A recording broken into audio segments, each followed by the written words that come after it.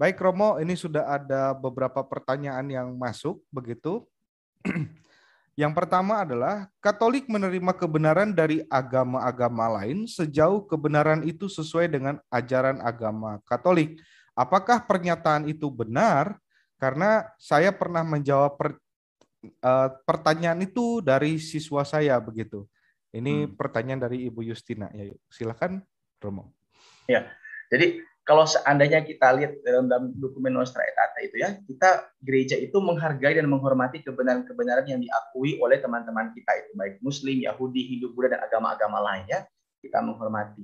Nah, kemudian pertanyaan, apa itu kebenaran? Ya, ini juga ditanyakan oleh Tuhan Yesus. Ya, apa itu kebenaran? Ya, kalau bagi kita orang Kristen, kebenaran itu adalah Tuhan Yesus itu sendiri. Dia kan mengatakan, akulah jalan, kebenaran, dan hidup. Nah, tapi kalau kita kalau tidak sampai di situ, kata kebenaran ini maksudnya apa? Saya sering kasih contoh begini. Teman-teman, ini udah sering tahu ya, kebersihan bagian dari iman. Betul enggak? Iya, betul Romo. Benar.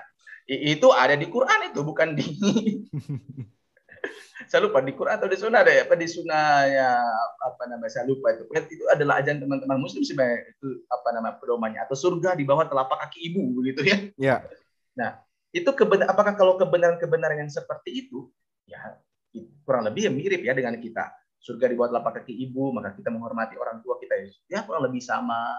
Begitu. Kebersihan sebagian dari iman, ya itu juga nampak dari perintah dalam kejadian bahwa kita mesti merawat bumi kita, ya kurang lebih sama. Nah, tentu saja apa namanya, kebenaran yang lebih hakiki, yang lebih esensial pasti jauh berbeda. Pasti jauh berbeda. Itu tidak mungkin sama. Tapi kalau hal-hal yang moral, hal-hal yang susila, ya kurang lebih mirip-mirip ya. Dan apa namanya, ya kita sama-sama berjuang untuk itu, dan itu yang diajak oleh Nostra Aetate. Mari kita sama-sama memperjuangkan apa namanya, hak asasi manusia, memperjuangkan kebebasan beragama, memperjuangkan nilai-nilai moral yang ada di banyak agama, termasuk agama Kristen dan agama-agama lain, terutama di agama-agama yang ada di Indonesia. Gitu. Baik, terima kasih Romo. Untuk pertanyaan yang kedua Romo, bagaimana dengan channel Crusader Network? Mohon maaf kalau boleh saya sebut ya. Dengan channel Crusader Network, apakah tidak ada tindakan dari institusi gereja? Karena banyak dari teman-teman yang jujur tanda petik agak kebingungan dengan adanya kehadiran dari channel ini, dan sering banget gitu kan ya Romo menyerang gitu kepada teman-teman yang memiliki paham Konsili Vatikan kedua, kurang lebih begitu. Mungkin seperti itu Romo.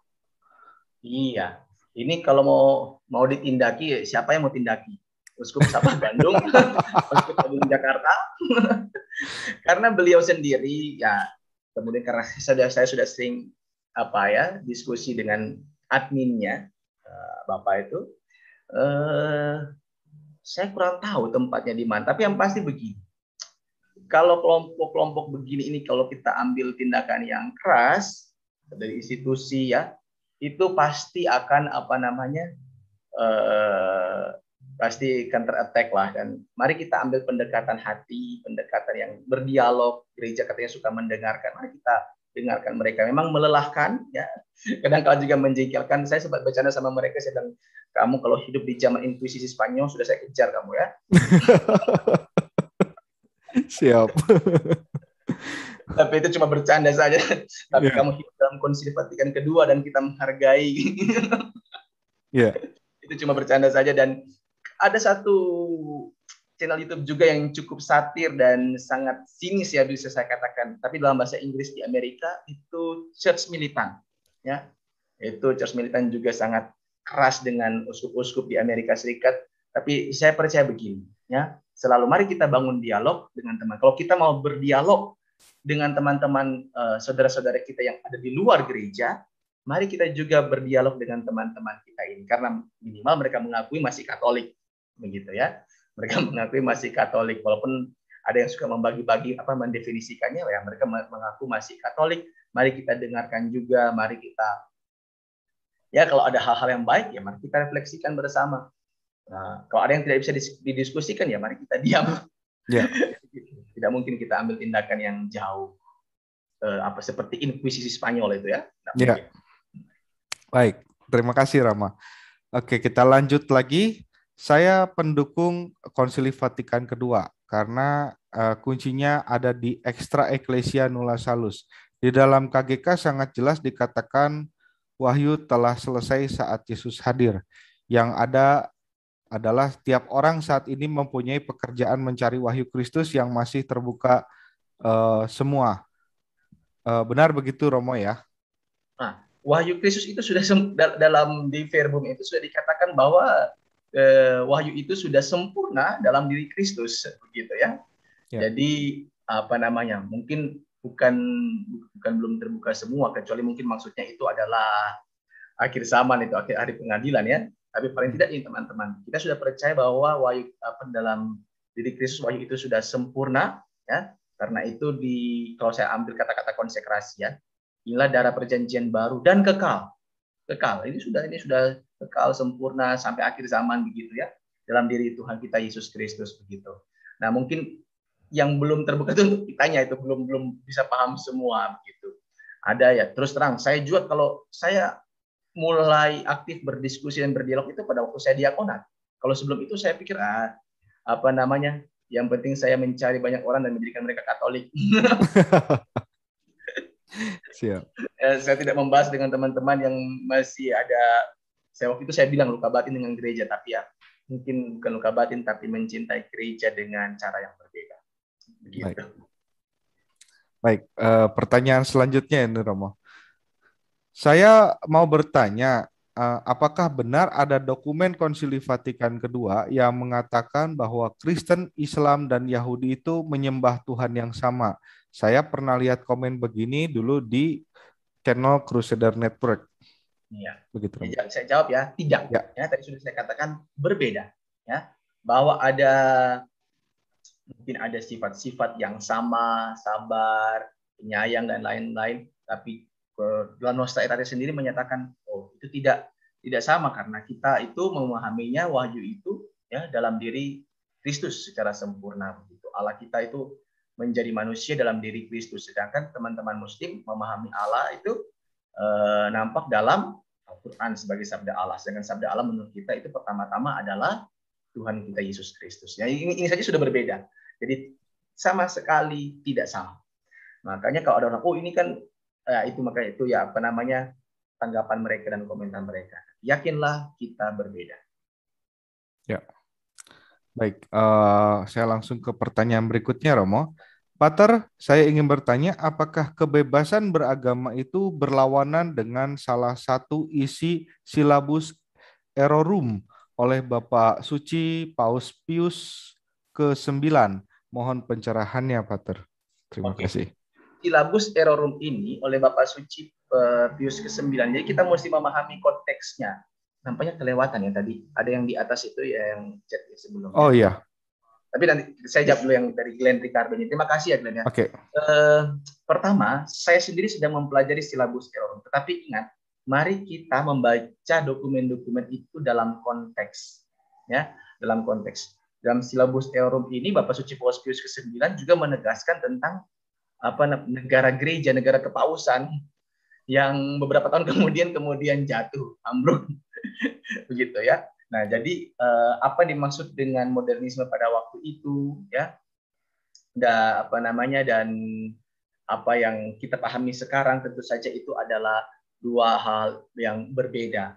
Apakah kebebasan beragama yang dimaksudkan dengan silabus Errorum dalam Errorum dan Konsili Vatikan kedua tentu saja berbeda ya, karena dua hal ini konteksnya berbeda, jadi saya bisa katakan itu cukup berbeda. Walaupun ada irisan-irisan yang sama-sama pakai kata kebebasan beragama, tapi bukan berarti itu isinya dan konteksnya sama. Begitu. Baik. Ini mungkin ke Bapak Albertian, itu lebih ke pernyataan sih Romo. Bagus sekali pembahasannya, mungkin boleh ditambahkan bahwa sebenarnya polemik NA atau Nostra Aetate dan DH sudah dijelaskan dengan gamblang di KGK 2108, nomor 2108, hak atas kebebasan beragama tidak berarti izin moral untuk menganut suatu kekeliruan. Ini saya agak sulit membacanya, Romo. ENS Ensiklik Libertas apa itu? Prestantisium. Praestatisium ya. Juga bukan satu hak atas kekeliruan. BDK Paus 12 Wajang 17 ya. 6 Oke, terima Desember kasih 1993. Pak Terima kasih Albertian ya. Pak Ini Albertian. juga menambahkannya untuk menjelaskan bahwa hak kebebasan beragama tidak berarti isi orang mengalami satu kekeliruan. Sama seperti kan ada sekarang nih, Pastor saya mau masuk itu, ya mohon maaf, ada satu toko ya komika yang terkenal, ada apa namanya, dia sudah orang yang taat beragama menurut dia, devout dengan gerejanya dia, komunitas gerejawinya dia. Tapi ada satu apa namanya satanisme ya, gereja setan ya. Gereja setan. Bayangkan kalau ada anaknya Anton tiba-tiba, papa saya ingin masuk gereja setan nampaknya lebih keren, gereja paroki. Ya, wah, jangan deh. Ya pasti bukan begitu. Terima kasih Pak Albert yang sudah menambahkan. Ya, baik. Ini kelanjutan pertanyaan dari Pak Aldo Tamon. Selamat malam Romo, terima kasih atas pemaparan yang mendalam dan memperluas wawasan. Salam Fides Veritas. Saya Aldo Tamon, izin bertanya, meskipun seperti yang Romo jelaskan bahwa secara substansial Konsili Vatikan II tidak menggeser esensi kebenaran doktrinal dari kekatolikan yang otentik. Tetapi pada kenyataannya dunia modern yang menjadi sasaran dari Konsili Vatikan II, khususnya lewat pernyataan Nostra Aetate ini, tidak sanggup untuk mengaktualisasikan identitas Konsili Vatikan II ini, khususnya Nostra Aetate ini. Bahkan banyak umat kita terpilah-pilah dalam rupa-rupa posisi ketika menghayati kebenaran, yakni menjadi tradisionalis, indifferentis, netral, wannabe dan lain sebagainya. Maka apakah Konsili Vatikan II dapat dikatakan sebagai konsili yang gagal? Ya, ya, tentu saja tidak ya. Dan memang benar ini Aldo ya, Aldo Tamon ini ya, jangan Aldo ya. Nah, Aldo, betul ya Aldo. Kadang-kala idealisme dalam dokumen-dokumen itu ketika mulai ke praksisnya itu jadi aneh-aneh. Itu yang membuat sebenarnya teman-teman yang mengkritisi Konsili Vatikan II ya apa namanya memberikan argumen-argumen yang menyerang. Saya ikuti baik itu kata-kata dari pastor yang minggu lalu, Romo Kopongkung ya. Tidak ada salah sebenarnya itu Konsili Vatikan II. Prakteknya di lapangan begitu banyak kekacauan. Prakteknya. Jadi apakah itu gagal? Nah, tidak gagal ya. Justru ini adalah apa namanya buat saya stimulus untuk berjuang begitu. Ya, dalam hal liturgi, dalam hal ketika kita apa namanya tampil untuk memperjuangkan apa namanya relasi antar umat beragama ya. Kadang-kala itu menjadi agak aneh-aneh begitu ya. Contohnya mulai ada pencampuran ritus, ada juga ya ini sudah bercampur liturgi dan juga kebebasan beragama apa namanya tentang relasi antar agama. Saya pernah lihat, mohon maaf ini ada romo dan pendeta memberkati apa namanya pernah pasangan beda agama. Ya saya rasa bukan di situ ya. Atau mohon maaf ada juga pernah saya lihat itu pemimpin-pemimpin gereja, komunitas gerejawi Kristiani naik ke altar diundang oleh romonya dalam apa namanya pekan doa sedunia untuk umat Kristen ya. Padahal orang Katolik sendiri belum tentu punya akses untuk masuk ke panti imam, ya, begitu.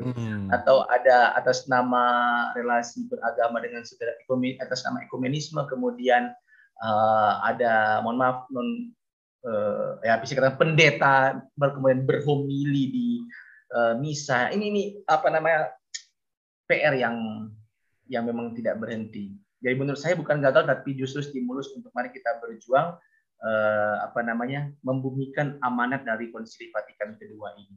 Apakah kemudian akan dievaluasi dalam konsili berikutnya dan lain-lain? Saya rasa bukan soal karena ini kan bukan soal yang detail ya, tapi soal idealnya. Nah, idealnya ini kita turunkan ke hal teknis ini yang kadang-kala menjadi perlu banyak perjuangan. Itu kalau menurut saya.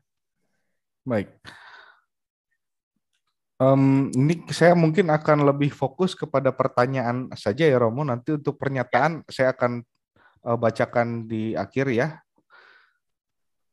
Oke, ini dari Fidelis Salib Suci, Nostra Aetate Art 1 mengatakan semua bangsa merupakan satu masyarakat mempunyai satu asal. Semua mempunyai satu tujuan akhir, yaitu Allah. Apakah berarti semua manusia berasal dari satu Allah dan mempunyai tujuan yang sama, yaitu Allah? Mohon penjelasannya, Rama. Ya, jadi sekali lagi, ini coba saya mau pahami ya. Ini kan mau mengatakan bahwa dalam ini pendahuluan ya, artikel Ya. ini pendahuluan. Kita semua berasal dari Allah dan akan kembali kepada Allah. Ya, itu. Ya. Nah, Allah yang mana? Bagi kita orang Kristen ya Allah yang ini, ya, Tuhan Yesus itu, ya. Bahwa kemudian yang lain juga mengucapkan hal yang sama tapi punya pemahaman Allah yang berbeda. Nah, begitu ya. Begitu dulu. Baik. Romo, bisakah dikatakan bahwa Allah itu sama namun orang lain? Ini sudah dijawab ya. Tapi mungkin ada contoh dari Yohanes 16 ayat 2 ini, Romo. Berkait. Bisakah tolong dibacakan Yohanes 16 ayat 2? Baik.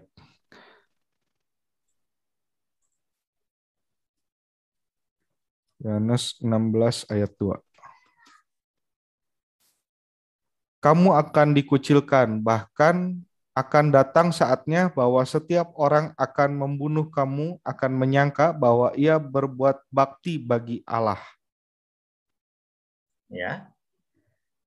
Oke, lalu pertanyaannya, jadi bisa itu satu nama. Romo, bisakah dikatakan bahwa itu sama, bahwa saya Allah rasa, itu memahami? Saya rasa Yohanes 16 ayat 2 ini tidak berbicara bahwa Allah itu sama, namun orang lain memahaminya berbeda. Saya perlu memahami secara lebih dalam ya. Tapi yang pasti begini, bisa kata-katanya ALLAH-nya sama, Allah.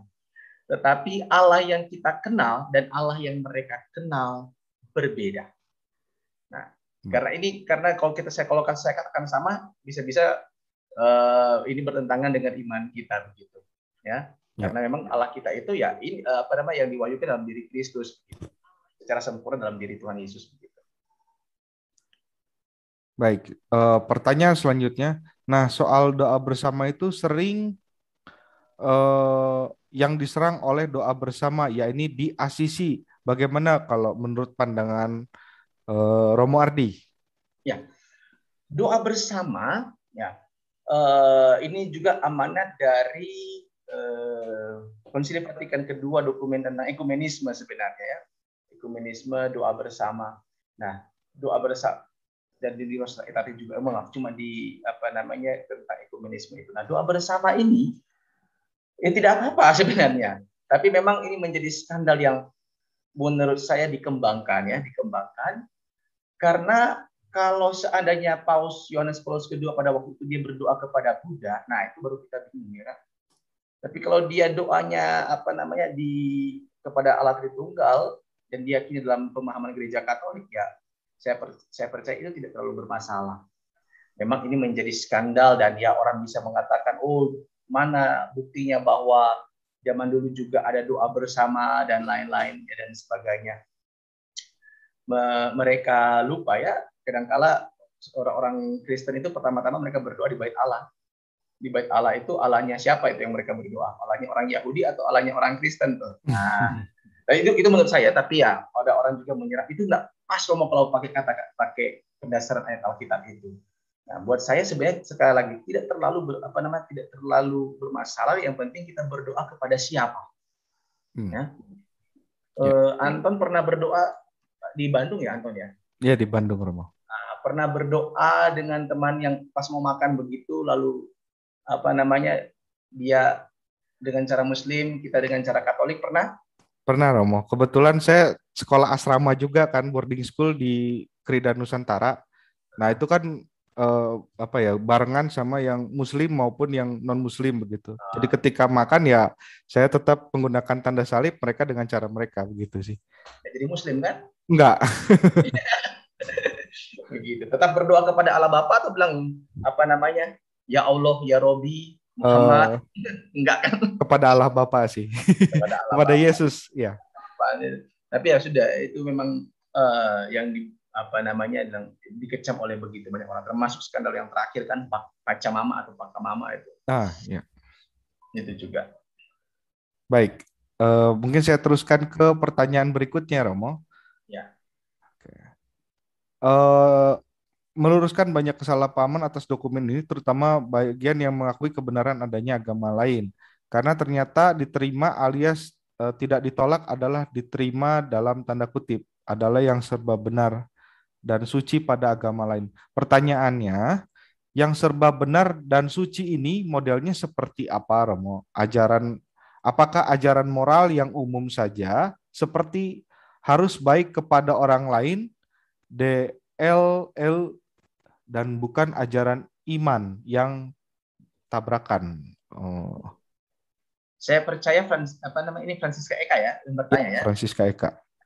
Jadi beberapa komentator tentang Nostra Aetate ini merujuk kepada pernyataan yang kedua ini, bukan ajaran iman dalam arti esensinya, ya, tapi serba benar dan suci itu menyangkut hal-hal yang moral umum, begitu.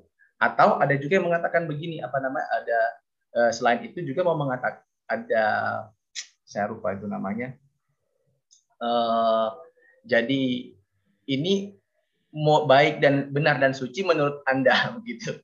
Karena kan ini kan pernyataan untuk mereka, begitu kan, gitu. Tapi saya kebanyakan lebih menyangkut ke yang seperti dikatakan oleh Francisca Eka ini, bukan ajaran iman yang esensial, tapi menyangkut hal-hal yang moral umum saja, gitu. Baik. Pertanyaan selanjutnya saya baca dari Bapak Dion Gunawan. Selamat malam. Mau bertanya, apakah EENS diajarkan detail di seminari di seluruh Indonesia? Karena pendapat mengenai EENS setiap Romo kok berbeda ya? Itu bagaimana, Romo? Ya, saya jawab mengutip kata-kata dari Uskup Agung Jakarta.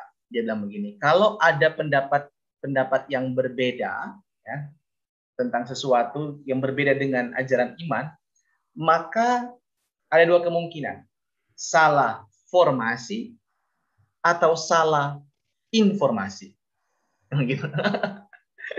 Jadi entah salah formasi atau pembinaannya atau salah informasi. Kemarin saya dikasih satu video dari, ya bisa dikatakan anti konsili Vatikan kedua. Lihat ini Romo, ada Romo yang berkhotbah di satu KKR gereja baptis apa begitu di satu tempat di Indonesia, dan dia bilang begini, kalian percaya Tuhan Yesus, saya percaya Tuhan Yesus. Kalian percaya Alkitab, saya percaya Alkitab. Kalian kenal Bunda Maria, saya kenal Bunda Maria. Kalau begitu surga kita sama. Jadi kadang-kala itu ya saya nggak tahu ini salah formasi atau informasi. Saya lebih suka mengatakan begini, kalau ada sesuatu, mari kita baca secara lebih holistik atau lebih menyeluruh kata-kata atau pendapat atau khotbah dari yang bersangkutan dan pahami konteksnya. Begitu. Kemudian sehingga kita terhindar dari sikap untuk cepat-cepat menghakimi. Itu sih kalau yang saya bisa sharingkan atau menjawab pertanyaan itu ya. Baik. Ini selanjutnya Romo, untuk pertanyaan ini saya ambil dari YouTube. Kebetulan Bapak Agio Suarez bertanya, apa buah-buah positif dan negatif yang dihasilkan dari dokumen Nostra Aetate bagi hierarki, umat Katolik, dan agama lain sampai saat ini? Ya, salah satu buah dari Nostra Aetate ini adalah kita tidak memandang saudara-saudari kita yang berbeda secara negatif dan penuh kebencian. Karena ini yang dihindari. Ya. Karena kalau seandainya sudah ada kebencian, itu biasanya akan mengorek-ngorek langsung naluri naluri kebinatangan ya. Langsung sikapnya bermusuhan begitu ya. Karena kalau kita pakai bahasa-bahasa yang sangat bermusuhan dalam dokumen, itu kita kan bisa menebak apa yang akan terjadi. Ya, apa yang akan terjadi dengan situasi yang ada di daerah-daerah tertentu. Bisa saja kita menjadi ada yang lebih membenci, lebih berpandangan penuh amarah dengan saudara-saudari kita yang berbeda. Jadi dengan adanya dokumen Nostra Aetate ini mengajarkan kita atau umat Katolik untuk menghargai dan memandang secara penuh penghargaan saudara-saudari kita yang berbeda, tapi bukan dengan penuh kebencian. Itu. Dan saya lihat itu sangat umum terjadi. Teman-teman membenci enggak saudara-saudari kita yang berbeda? Enggak. Walaupun dihina-hina, disakit hatikan dengan beberapa channel YouTube, ada yang benci ketika lihat saudara-saudari kita yang yang berbeda. Enggak. Malah kita mencintai dan mengasihi mereka begitu. Itu sih, kalau itu menurut saya salah satu buah dari Nostra Aetate itu. Baik. Selanjutnya Romo dari Bapak Agustinus Dirgantoro. Mohon bertanya Romo, ada beberapa orang Katolik sering demi toleransi mengatakan, "Ya Allah," ketika menghadapi sesuatu hal tertentu. Menurut Romo, baikkah hal itu dilakukan? Jadi kalau orang Katolik tiba-tiba kaget begitu ya, sering mengatakan "Ya Allah" gitu. Nah, seperti itu mungkin Romo. Ya. Oke. Terima kasih untuk pertanyaan-pertanyaan, termasuk pertanyaan ini.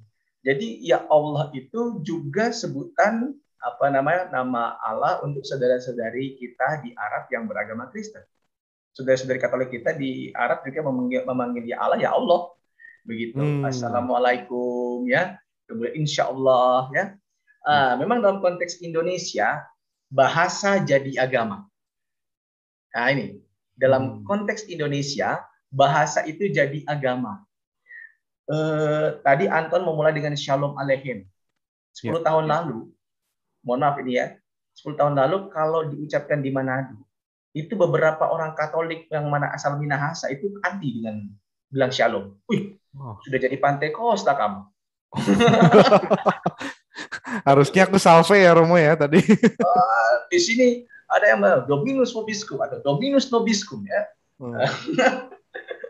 Di sini di konteks Indonesia bahasa itu jadi agama, dan kadang-kala kita berkelahi karena itu, padahal saudara-saudari kita yang di tempat lain ya Allah ya insya Allah, assalamualaikum dan seterusnya, itu hal-hal yang sangat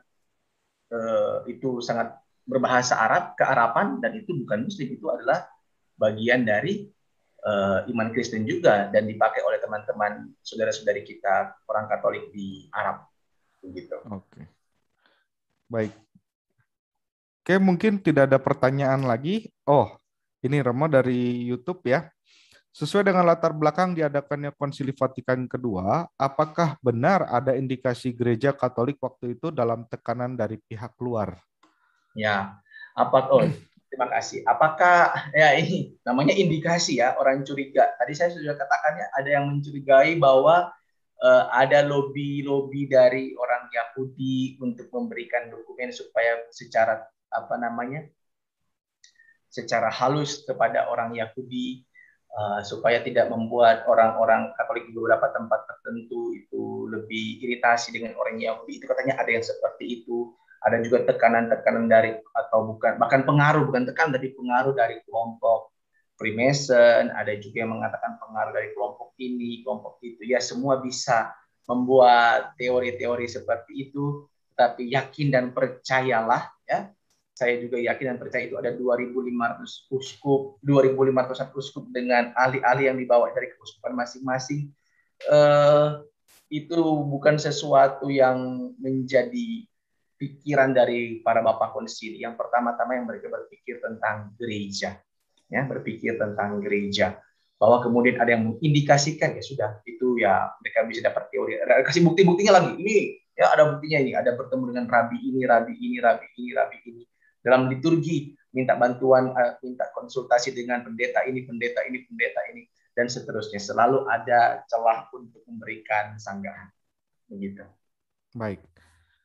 Pertanyaan lain, apakah para uskup lupa tentang proses pewahyuan Allah sehingga dalam dokumen Nostra Aetate urutan penghormatan terhadap agama lain, khususnya Islam, itu lebih tinggi daripada Yahudi? Urutan penghormatan terhadap, ya dari tadi kan Hindu, Buddha, kemudian Islam, lalu terakhir Yahudi. saya percaya ada ini tergantung kita cara bacanya ya. Tergantung kita cara bacanya. Ada yang mengatakan bahwa justru jantung dari Nostra Aetate itu adalah orang Yahudi.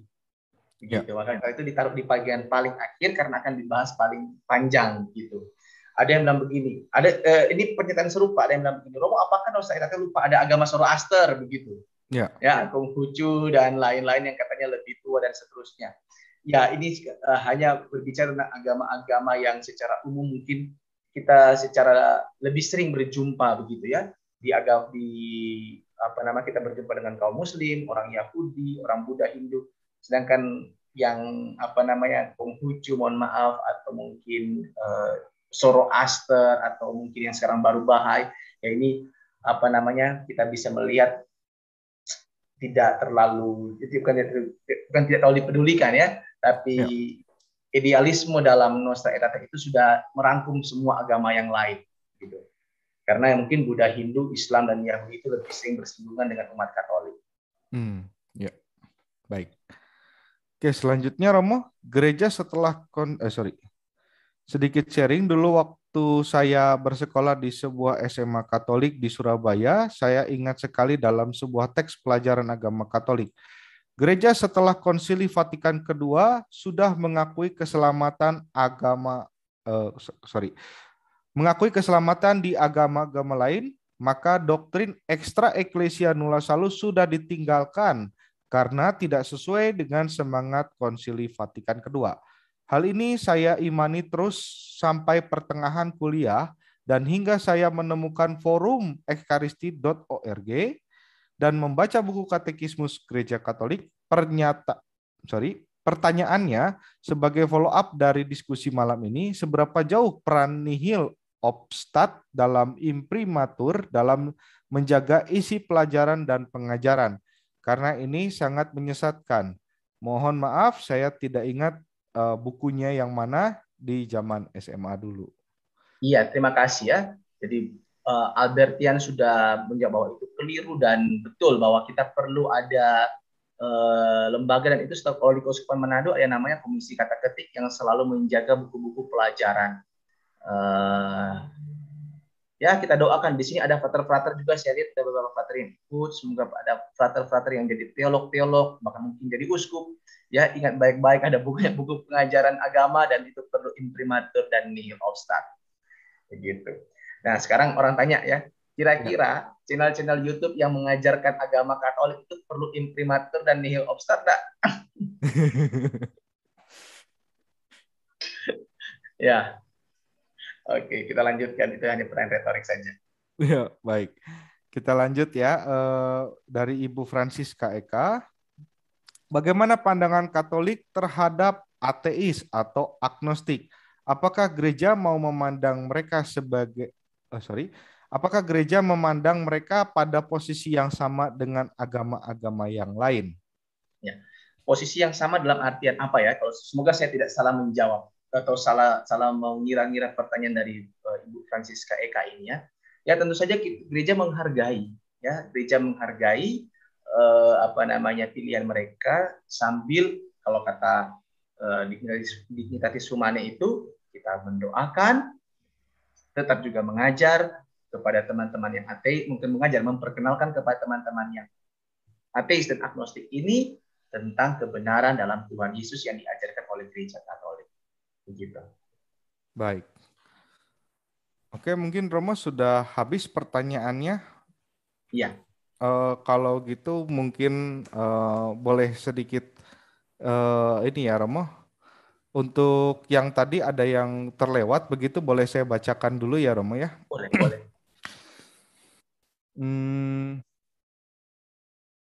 Yaitu dari Pak David Manewus, konteksnya Paus mengecam seluruh kebenaran dalam agama beranjak dari kekuatan alami akal budi manusia. Maka akal budi adalah sebuah standar tertinggi di mana melaluinya manusia dapat dan harus mencapai pengetahuan seluruh kebenaran akan segala hal. Ibid dan ensiklik Qui Pluribus 9 November 1986. Kemudian Ya, saya lagi mencari pertanyaan beliau kan ada di mana sih? Di atas itu, Rama.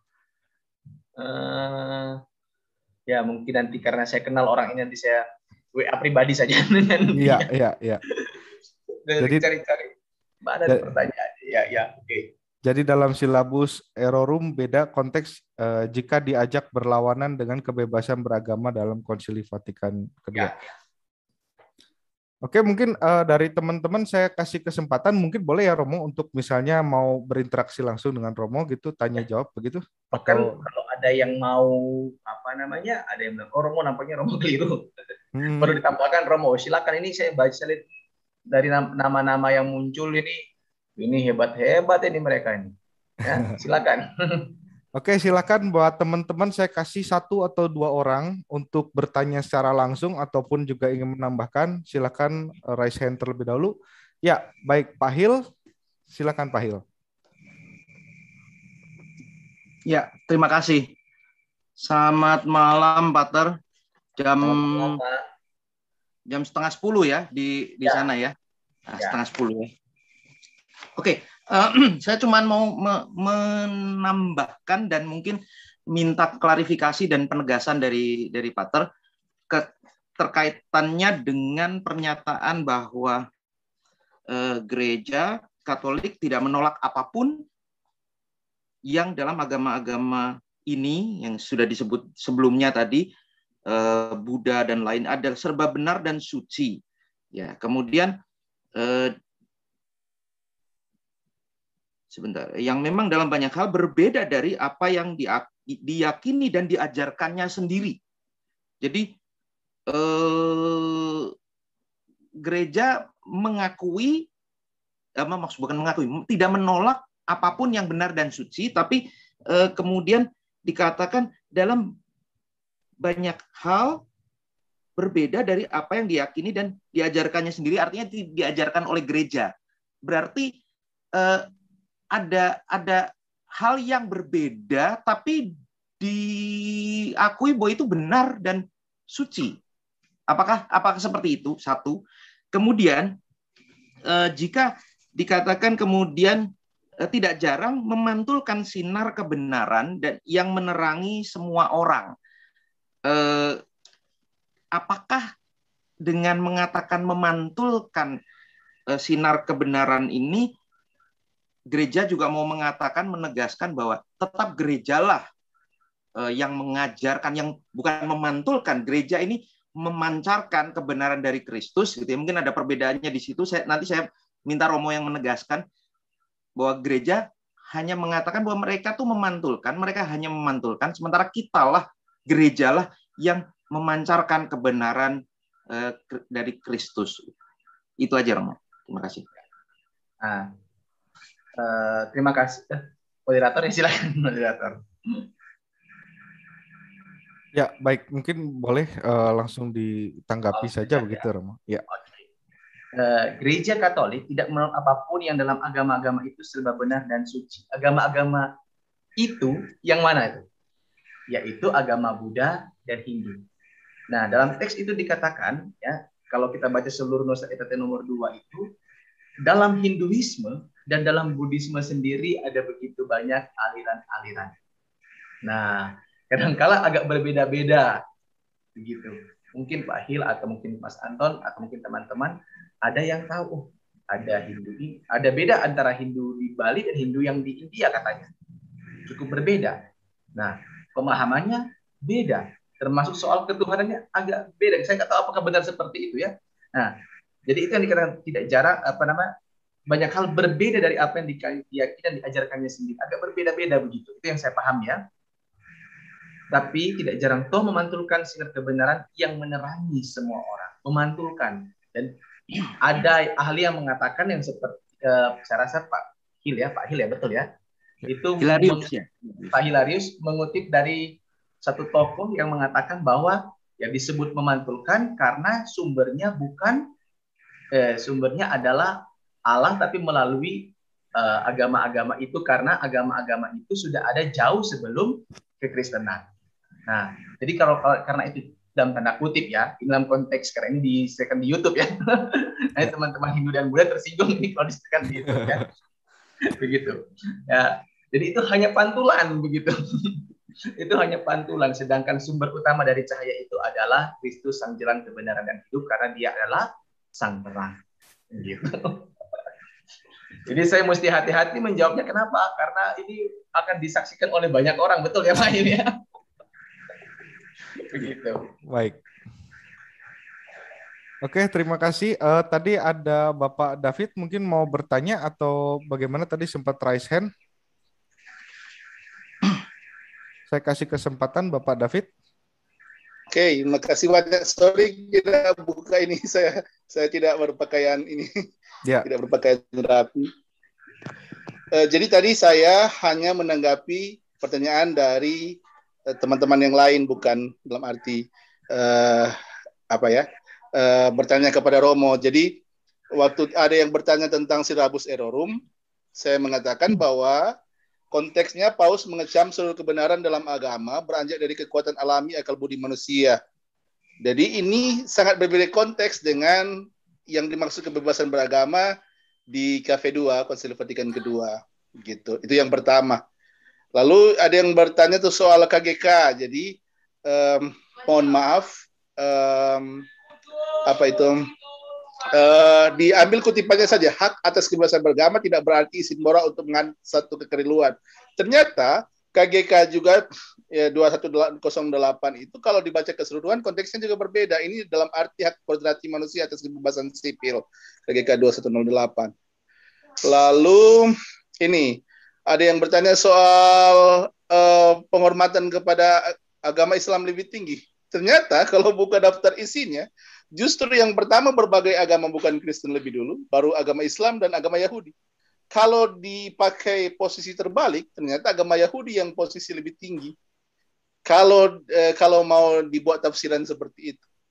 Lalu saya suka juga berpendapat soal ENS itu, Ecclesia Nulla Salus. Jadi pada zamannya dikeluarkan Ecclesia Nulla Salus ini benar, karena waktu itu bid'ah berkembang dalam gereja, maka dibuat satu konsep bahwa hanya dalam gereja Katolik ada keselamatan dalam konteks itu, dalam konteks zaman.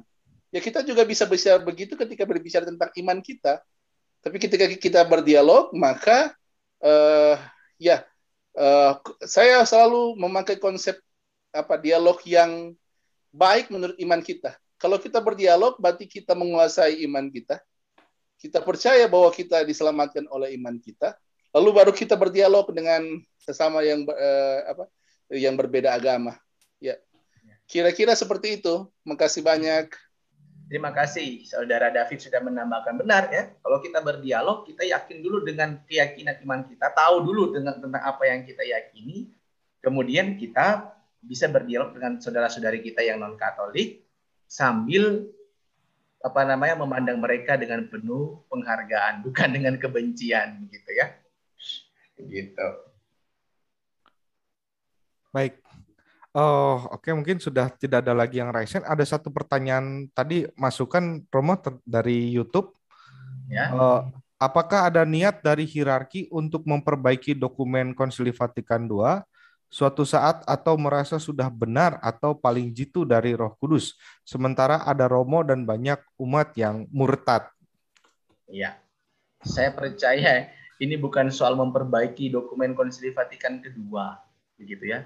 Ingat, dokumen-dokumen konsili itu sesuai dengan konteksnya, ya, bukan diperbaiki mungkin, tapi mungkin nanti ada konsili yang lain yang juga sesuai dengan konteks pada zaman nanti mungkin ya. Jadi bukan untuk memperbaiki itu. Nah, kemudian apa yang perlu kita sekarang adalah justru membumikan semangat Konsili Vatikan kedua sesuai dengan idealismenya tadi dikatakan oleh Aldo ya. Amon itu. Benar ya, karena ada begitu banyak penyelewengan. Jadi sebenarnya bukan soal idealisme Konsili Vatikan kedua, tapi bagaimana itu netes sampai di bawah sesuai dengan semangat konsili atau tidak. Kadangkala ya bahkan pengajaran dan praktiknya itu ada begitu banyak kekeliruan. Begitu. Baik. Mungkin karena Romo Ardi pun juga sedang ada sedikit kesibukan lagi ya. Oh, Iya, Pak Ivan, mohon maaf atau boleh masih masih bisa Romo satu lagi Pak Ivan boleh atau satu ya lagi dah. terakhir ya. Baik, silakan Pak Ivan. Iya, terima kasih. Selamat malam Romo. Selamat hari Salam, Minggu Pak untuk Ivan. kita semua. Ya Romo, saya hanya ingin mengetahui lebih lanjut ini karena kan judul kita ini tadi kebebasan beragama, kemudian dialog agama, kemudian ada pertanyaannya racun liberalisme. Nah ini saya belum melihat kira-kira apakah benar kebebasan beragama dan dialog tadi itu sama dengan racun liberalisme dalam agama, ataukah justru menolak itu? Nah ini yang belum sempat secara gamblang dikemukakan, sehingga saya lagi menunggu-nunggu ini Oh iya, untuk menjawab pertanyaan tadi itu. Terima kasih Romo. terima kasih Pak Ivan. Nah itu juga makanya karena itu saya sudah mulai dari pertama itu ya, karena yang diminta ke saya itu menjawab pertanyaan seputar Nostra Aetate. Kemudian muncul yang kedua itu agak berbeda, yaitu di flyer yang kedua itu judulnya menjawab tuduhan sesat dari kelompok pembangkang anti konsili Vatikan kedua. Tetapi flyer kemarin munculnya berbeda nih, kebebasan beragama dan agama, racun liberalisme dalam gereja, tanda tanya. Saya bilang, wah ini sebenarnya dua hal yang perlu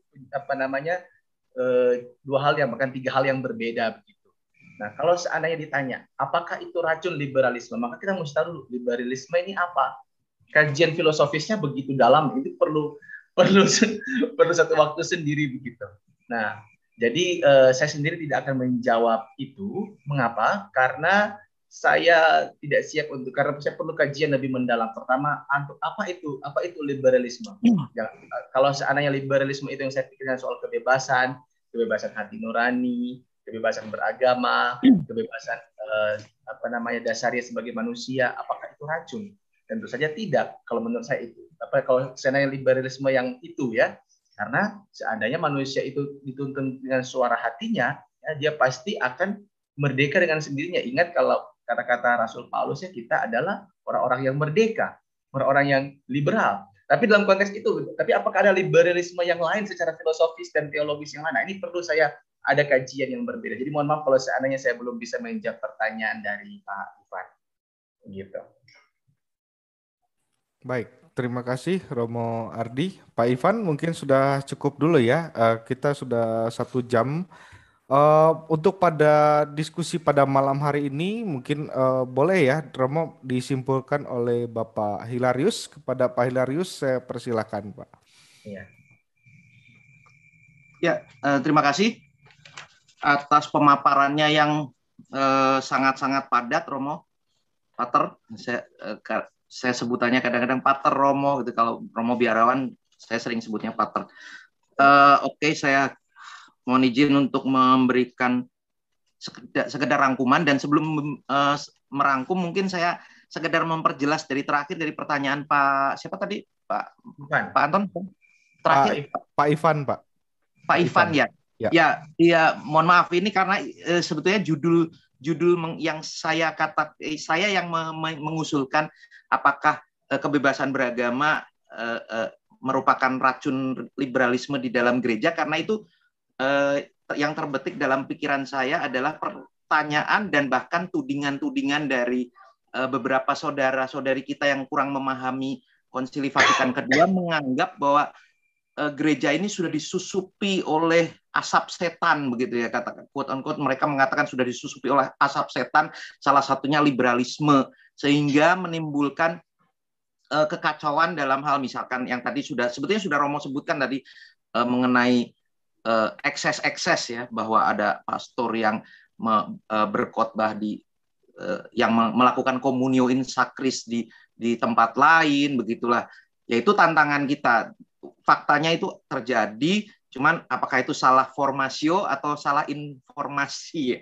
Nah, itu PR bersama. Tapi yang jelas Pater Ardi sudah sangat-sangat cukup tegas mengatakan, dan ini sudah cukup membantah semua tudingan-tudingan bahwa Pater Ardi ini ada yang menuding Pater Ardi ini termasuk klerus yang berpikiran liberal gitu kan. Tapi malam ini Pater Ardi membuktikan bahwa Pater Ardi termasuk klerus yang sungguh-sungguh mencintai gereja gitu. Oke, rangkumannya pertama tadi Pater Ardi katakan Nostra Aetate ini adalah dokumen yang paling singkat tapi paling rumit, paling penuh kontroversi gitu ya, seperti pesan singkat tapi yang memerlukan penjelasan banyak gitu. Nah, cuman untuk memahami ini perlu konteks, kemudian yang harus dipahami bahwa Nostra Aetate ini menyoroti dunia luar, jadi gereja memberikan pernyataan, memberikan statement, memberikan sikap yang sifatnya generalis, yang bukan mengikat kepada internal gereja, tetapi ini loh sikap gereja ke dunia luar. Itu catatan pertama saya. Kemudian dunia luar yang dilihat oleh gereja adalah realitas umum yang kita tidak bisa tolak. Mau nggak mau, kita harus menyikapi adanya banyak agama, adanya banyak pergeseran politik, adanya yang dikatakan tadi persekusi. Ini nanti yang kaitannya dengan konteks kebebasan beragama tadi. Nah, banyak agama bukan berarti kita bersikap indifferentis. Apakah semua agama benar? Tidak. Apakah semua ajaran agama itu sama semua? Tidak, karena Konsili Vatikan Kedua melalui Nostra Aetate sudah jelas bahwa agama-agama lain itu memantulkan sinar kebenaran. Walaupun ini sebetulnya artikel 2 yang membahas khusus tentang Hindu dan Buddha. Tapi intinya bahwa gereja tidak mengatakan semua agama sama. Kemudian gereja tidak, kalau kita katakan bahwa gereja tidak menolak bukan berarti, ini catatan saya pribadi ya, gereja tidak menolak bukan berarti kita menerima. Kita tidak menolak, you punya sikap seperti itu silakan, but saya tidak menerimanya gitu, tidak otomatis saya menerima. Yang serba benar dan suci. Jadi sifatnya mungkin normatif. Apa yang benar dan suci? Menurut Anda apa yang benar dan suci? Menurut saya kita mungkin ada barrier, ada batasan yang perlu diselesaikan di dalam komunikasi. Dan itu sebabnya para bapak konsili mengatakan bahwa ini loh cara kita berkomunikasi, kita dengan melihat kenyataan dulu, bukan menyangkal kenyataan, tapi kita melihat kenyataan. Kemudian dengan melihat kenyataan itu, maka kalau saya mengutip Rabbi Gamaliel yang gurunya Santo Paulus, jika bukan dari Allah itu akan hilang dengan sendirinya, gitu ya. Jika bukan dari Allah akan hilang dengan sendirinya. Jadi kita tidak perlu berusaha menghilangkan atau menolak orang lain, tapi kita berusaha mendekati, memahami mereka, kemudian melihat kebenaran kita. Mungkin ini juga sudah dibahas oleh Pater Kopong gitu ya, berinkulturasi itu tadi. Oke. Bahwa kenyataannya gereja juga mengatakan tidak henti mewartakan, gereja tiada henti mewartakan dan wajib mewartakan Kristus. Jadi sebetulnya kalau dikatakan Nostra Aetate itu relativisme, Nostra Aetate itu liberalisme, sebetulnya sudah terjawab bahwa gereja menegaskan gereja tetap